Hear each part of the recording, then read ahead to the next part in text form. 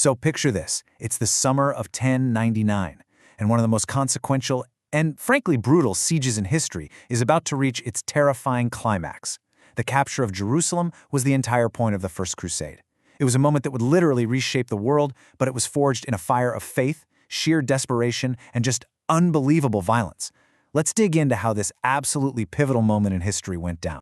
And believe me, that is not some kind of exaggeration. That's a direct quote from someone who was right there, in the middle of it. To really understand this bloody victory, you have to get your head around the unimaginable suffering that came before it. You see, the fall of Jerusalem was the final act of a 3-year ordeal that turned an army into zealots and pushed them to the absolute edge of human endurance. So here's how we're going to break this all down. We're actually going to start at the end, right on the eve of that final massive assault. Then we'll hit rewind and look at the grueling journey that got them there in the first place. We'll size up the city's defenses, check out the Crusaders' desperate gamble, relive the brutal breakthrough, and finally, look at the legacy of this kingdom that was quite literally built on blood. Okay, let's set the scene. It's July 1099. Outside the massive walls of the Holy City, what's left of the Crusader army is getting ready for one last do-or-die attack. You can almost feel the tension, the desperation just hanging in the hot summer air. And I mean, you have to appreciate the sheer scale of this final gamble. After weeks of suffering, the Crusaders had built these incredible engines of war. We're talking 2 mobile fortresses, each one towering about 15 meters high, slowly, painstakingly being dragged towards the walls while a huge ram just hammers away at the stone. And behind all that, 12,000 exhausted soldiers are just holding their breath, waiting. So you've got to be asking, how on earth did it come to this? How did a European army end up thousands of miles from home, right on the razor's edge of total victory or complete annihilation? Well, to really get the intensity of this moment, we have to go back and understand the journey that forged them.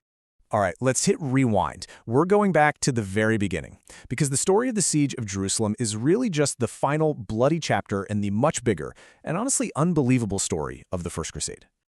So back in 1095, Pope Urban II gives this speech that just ignites a fire across Europe. He calls for a holy war, a military expedition to go and reclaim Jerusalem.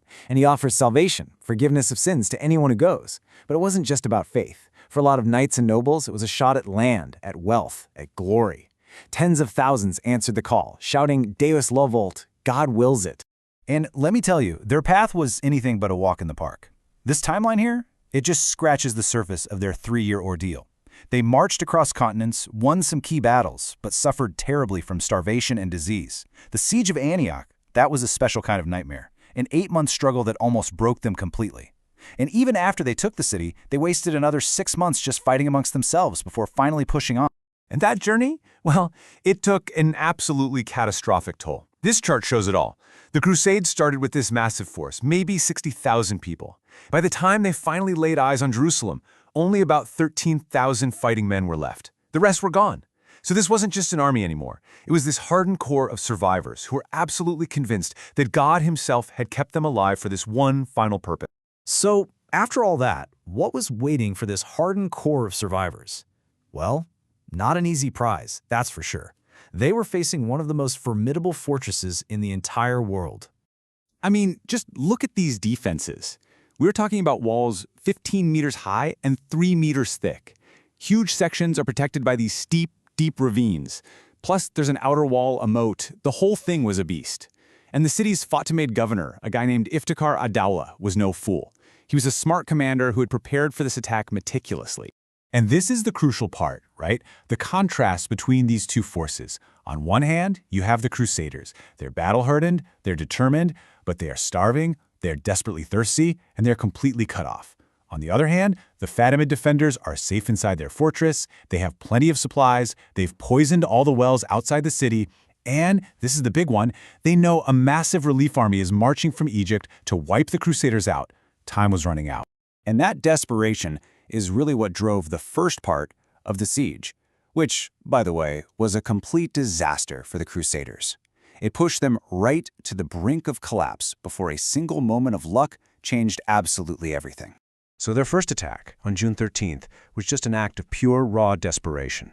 They had almost no siege equipment, just a few ladders. They threw themselves at the walls and were beaten back with heavy, bloody losses. And the water situation was becoming critical. Men and horses were literally dying of thirst in the scorching sun. Morale just cratered. And then, just when all hope seemed lost, a miracle, or at least an incredible stroke of luck. 6 ships from Genoa show up at the nearby port of Jaffa.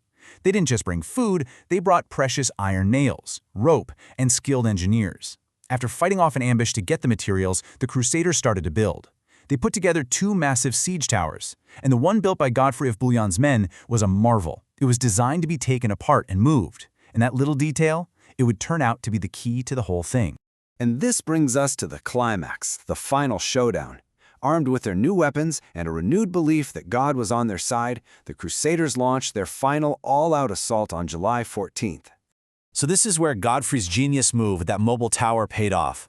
Big time. The night before the attack, he secretly had it taken apart, moved, and put back together at a weaker spot on the northern wall. The defenders were completely fooled. So while Raymond's attack in the south was getting hammered, Godfrey's men pushed their tower forward. They were even fending off Greek fire, think medieval flamethrower, with animal hides soaked in vinegar. Finally, around noon on July 15th, they dropped a bridge from the top of the tower right onto the wall. The city was breached. And once those walls were breached, the defense just collapsed into chaos. And what happened next wasn't just a battle. It was a massacre. Now, the exact numbers are debated by historians, but a common estimate puts the number of civilians, men, women, children, both Muslim and Jewish, who were slaughtered in the streets at around 40,000. The eyewitness accounts are just apocalyptic. All the rage, the grief, the suffering from 3 long years on the road. It was all unleashed on the city's people. It was a horrific, indiscriminate slaughter that was a dark, dark stain on what the Crusaders saw as their divine victory. So, after all that bloodshed, what came next? What was the result of this staggering victory and its absolutely brutal aftermath? Well, in all that chaos, the governor, Iftikhar ad-Dawla, actually managed to negotiate his own surrender. He was granted safe passage out of the city with his personal guard. In his place, the Crusader leaders chose Godfrey of Bouillon to be the first Christian ruler of Jerusalem in centuries. And in a famous show of piety, he refused to be called king, saying he wouldn't wear a crown of gold where Christ had worn a crown of thorns.